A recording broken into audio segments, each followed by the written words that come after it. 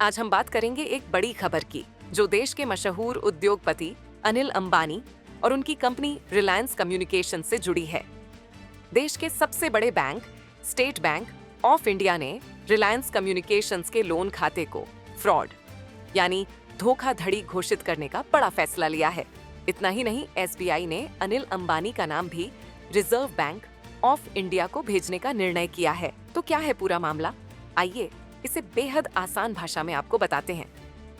Reliance communications, जो अनिल अंबानी के Reliance group का हिस्सा है, लंबे समय से आर्थिक मुश्किलों से जूझ रही है।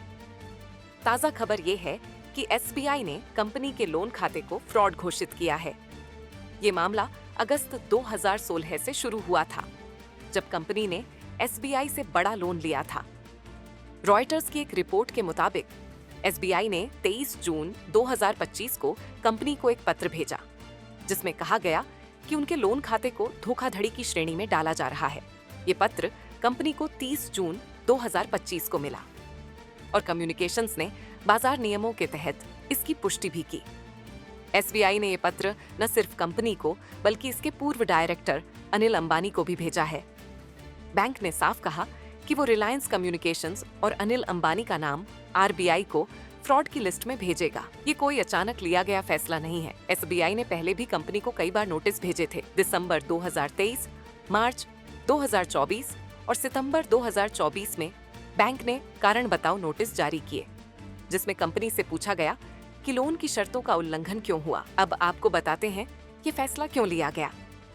एसबीआई के मुताबिक रिलायंस कम्युनिकेशंस उनके सवालों का ठीक से जवाब देने में नाकाम रही। बैंक ने कंपनी पर लोन के पैसे के गलत इस्तेमाल और खाते में अनियमितताओं का आरोप लगाया है। एसबीआई की फ्रॉड आइडेंटिफिकेशन कमेटी ने इन सभी बातों की जांच की और निष्कर्ष निकाला कि लोन को फ्रॉड घोषित करने के लिए पर्याप्त सबूत हैं। अब अगला कदम है अनिल अंबानी और कंपनी का नाम आरबीआई को भेजना, जैसा कि आरबीआई के नियमों में अनिवार्य है।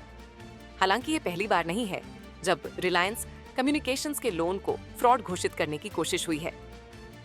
नवंबर 2024 में केनरा बैंक ने भी ऐसा ही कदम उठाया था, लेकिन फरवरी 2025 में बॉम्बे हाई कोर्ट ने इस पर रोक लगा दी।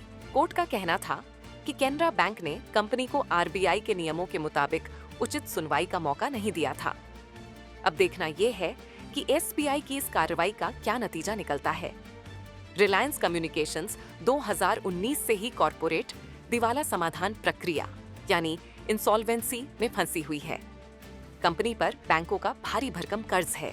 कुछ समय पहले खबर थी कि 53 बैंकों का रिलायंस कम्युनिकेशंस पर करीब 47,251 करोड़ रुपए का कर्ज बकाया था। अनिल अंबानी ने खुद को दिवालिया घोषित कर दिया था और एनसीएलटी ने सिर्फ 455 करोड़ रुपए में इस केस को सुलझाने की मंजूरी दी थी। यानी कुल कर्ज का सिर्फ 0.96% चुकाकर मामला निपटाने की कोशिश हुई थी।